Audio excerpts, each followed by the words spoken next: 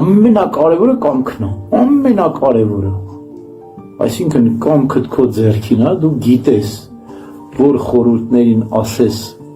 այո եւ որ խորհուրդներին ասես ոչ։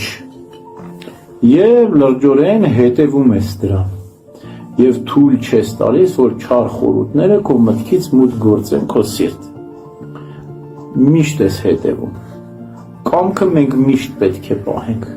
հա։ Միտքը կարող է չկարողանանք պահել, միտքը ցրված լինի։ Եվ չարի նպատակն ինչ է, միտքը ցրի, դու ուշադրություն դարձնես մտքից, կամքդ բաց թողես։